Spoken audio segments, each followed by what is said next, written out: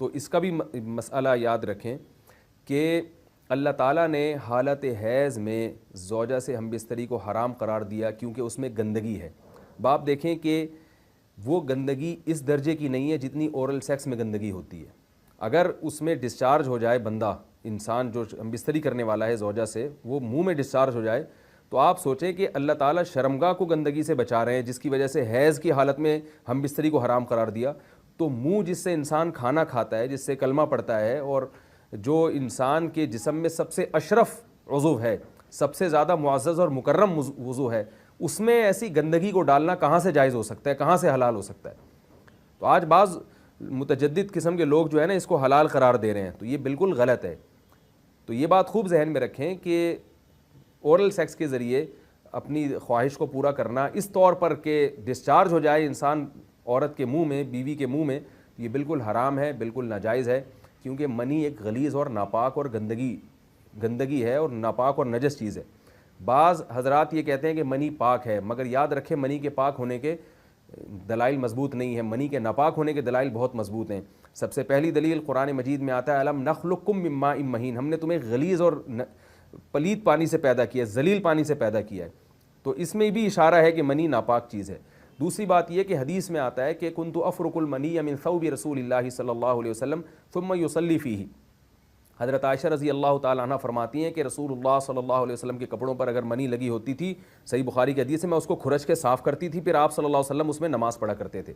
اب بعض حضرات نے یہاں سے استدلال کیا ہے کہ منی اگر ناپاک ہوتی تو حضرت عائشہ اس کو دھوتی, کھرچ کے صاف کرنا اس کی علامت ہے کہ منی پاک ہے. لیکن یہ بات غلط ہے. اگر منی پاک ہوتی تو حضرت عائشہ کو کھرچنے کی ضرورت نہیں تھی. بات یہ ہے کہ وہ نجاست جس کا ایک باقاعدی جسم ہوتا ہے اور وہ کھرچ کے جسم سے یا کپڑوں سے الگ ہو سکتی ہے, تو اس نجاست کو پاک کرنے کا طریقہ یہ ہے کہ اس کو کھرچ دیا جائے. ناپاک تھی تبھی تو حضرت عائشہ رضی اللہ تعالی عنہ اس کو باقاعدہ کھرچ رہی ہیں اور دور کر رہی ہیں. اور گیلی منی کو نبی, یہ ثابت ہے کہ حضرت عائشہ رضی اللہ تعالی عنہ آپ صلی اللہ علیہ وسلم کے کپڑوں سے دھویا کرتی تھیں اور آپ صلی اللہ علیہ وسلم اس میں نماز پڑھا کرتے تھے.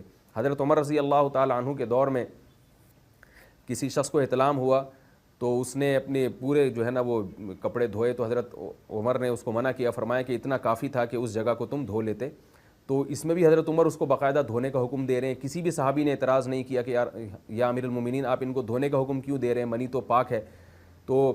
تو منی کے جو ناپاک ہونے کے دلائل ہیں وہ بہت مضبوط ہیں. باقی اس کو جو کھرچنے کا حکم ہے وہ اس لیے کہ منی کے پاک جو اگر خشک ہو جائے تو وہ کھرچ کے بھی پاک ہو جاتی ہے, اس کو پھر دھونا ضروری نہیں ہوتا. اس کی مثال ایسے جیسے حدیث میں آتا ہے, صحابہ کرام فرماتے ہیں کہ ہمارے تلواروں میں دشمن کا خون لگا ہوتا تھا تو ہم اس کو زمین پہ اچھی طرح رگڑ کے اسی کو لٹکا کے نماز پڑھتے تھے.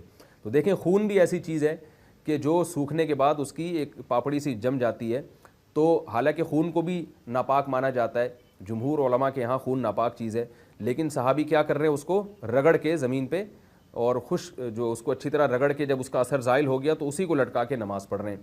تو جیسے خون ناپاک ہونے کے باوجود رگڑنے سے پاک ہو جاتا ہے اگر کسی ایسی چیز پہ لگا ہو جو لوہے یا ایسی سخت چیز پہ, تو ایسے ہی منی اگر کپڑوں پہ لگی ہو, خشک ہو جائے تو اس کو اچھی طرح جب کھرچ دیا جائے تو وہ پاک ہو جاتی ہے. لیکن اس سے یہ ثابت نہیں ہوتا کہ منی پہلے سے ہی پاک ہے.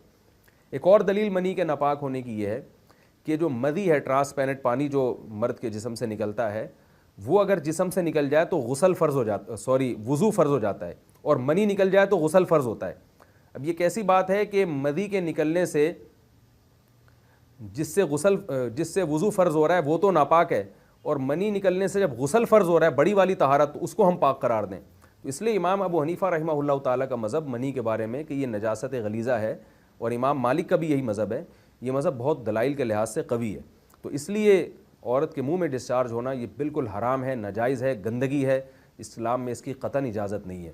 اور اگر ان ائمہ کا مذہب لیا جائے جو منی کو پاک سمجھتے ہیں, اس لیے میں یہ عرض کر رہا ہوں کہ بعض حضرات نے اس پہ فتویٰ دیا ہے کہ یہ چونکہ پاک ہے لہذا اگر یعنی کوئی شخص منہ میں بھی ڈسچارج ہو جائے تو یہ بھی جائز ہے. یہ 100% غلط فتویٰ ہے, اس لیے کہ جو حضرات اس کو پاک کہتے ہیں وہ بھی اس کو خبائث میں داخل کرتے ہیں, حرام چیزوں میں داخل کرتے ہیں. اس کا کھانا یا اس کا منہ میں ڈالنا وہ بھی جائز نہیں کہتے. تو اس لحاظ سے بھی یہ ناجائز ہے اور بہت ساری بیماریوں کا ذریعہ بھی ہے. دوسرا مسئلہ یہ ہے کہ اگر کوئی ڈسچارج نہیں ہوتا اورل سیکس کے ذریعے تو اس کا شرعی حکم کیا ہے. تو اس کا حکم یہ ہے کہ یہ انتہائی سخت درجے کا مکروہ ہے، ناپسندیدہ عمل ہے، اور اس کے سخت درجے کے مکروہ اور حرام نہیں ہے لیکن بہت زیادہ ناپسندیدہ اور شریعت کے مزاج کے بالکل خلاف ہے، اور اسلامی کلچر میں اس کا کوئی تصور نہیں تھا۔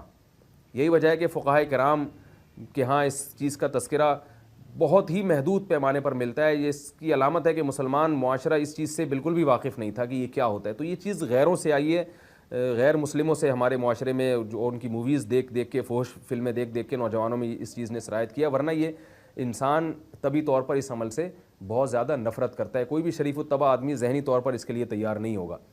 تو میں پھر بھی یہ کہہ رہا ہوں کہ بہرحال علماء اس کو ناجائز اور حرام نہیں سمجھتے، اس لیے کہ میاں بیوی ایک دوسرے سے جس طرح سے چاہیں استمتاع کر سکتے ہیں، لیکن سخت ناپسندیدہ بہرحال ہے اور مکروہ چیز ہے، اور اس قابل نہیں ہے کہ اس کی حوصلہ افزائی کی جائے۔ یہ اس کے بارے میں ہے کہ جب یعنی جو ہے وہ ادخال کیا جائے اس فم کے اندر، اس جو ہے مرد اس میں باقاعدہ جو ہے وہ تلذذ حاصل کرے۔ اگر ایسا نہ ہو بلکہ باہر سے ہی استمتاع کیا جائے، جیسے بعض جگہ ایسا ہوتا ہے کہ کیا نام ہے، عورت کو اس چیز سے گھن آتی ہے کہ وہ اپنے منہ میں اس گندگی کو لے کر جائے، تو پھر بعض شوہر زوجہ کو مجبور کرتے ہیں کسنگ وغیرہ پر، تو یہ کم درجے کی کراہت ہے، یعنی یہ بھی ناپسندیدہ تو ہے مگر یہ اس درجے کا مکروہ، اس درجے کا ناپسندیدہ نہیں ہے۔ دوسری بات یہ کہ یہ جو میں نے پوری ڈیٹیل بیان کی ہے، یہ اس صورت میں ہے اس کے مکروہ اور ناپسندیدہ ہونا کہ عورت اس کے لیے ذہنی طور پر آمادہ ہو۔